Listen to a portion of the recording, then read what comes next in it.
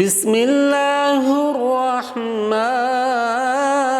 الرحيم.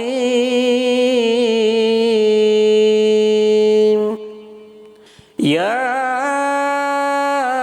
أيها المزمل قم الليل إلا قليلا نصفه أو انقص منه قليلا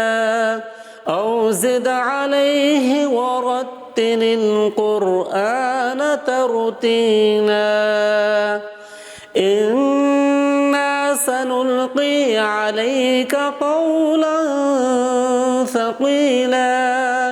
إن ناشئة الليل هي أشد وطئا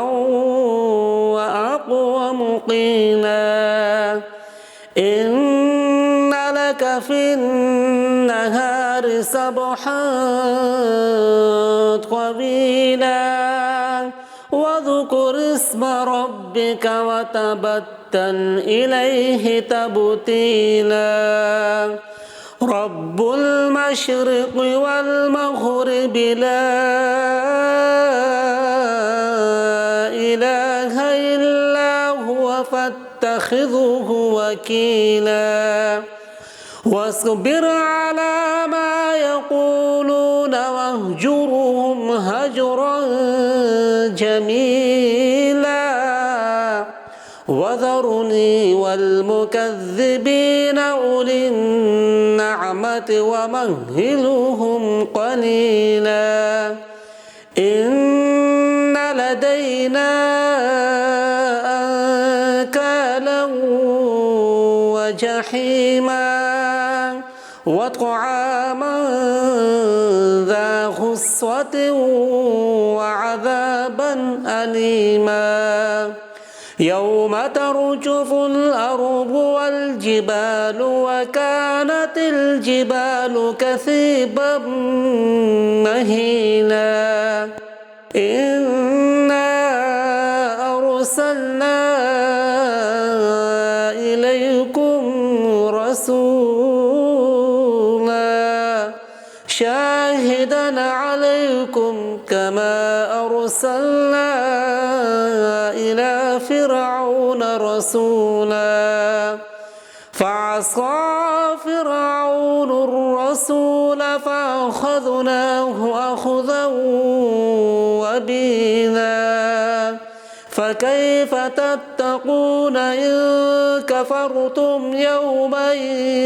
يجعل الولدان شيبا السماء منفطر به كان وعده مفعولا إن هذه تذكرة فمن شاء اتخذ إلى ربه سبيلا إن ربك يعلم أنك تقوم أدنى من ثلثي الليل ونصفه وثلثه وطائفة من الذين معك والله يقدر الليل والنهار علم أن لن تحصوه فتاب عليكم فاقرؤوا ما تيسر من القرآن علم أن سيكون منكم مرضى فآخرون يضربون في الأرض يبتغون من فضل الله وآخرون يقاتلون في سبيل الله فاقرؤوا ما تيسر منه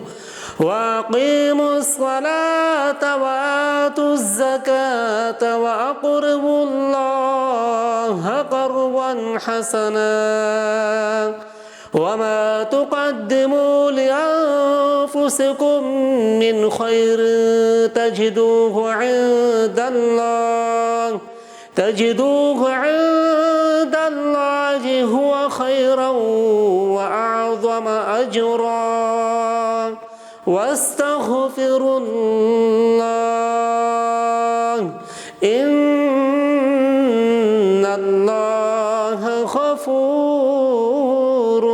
رحيم. صدق الله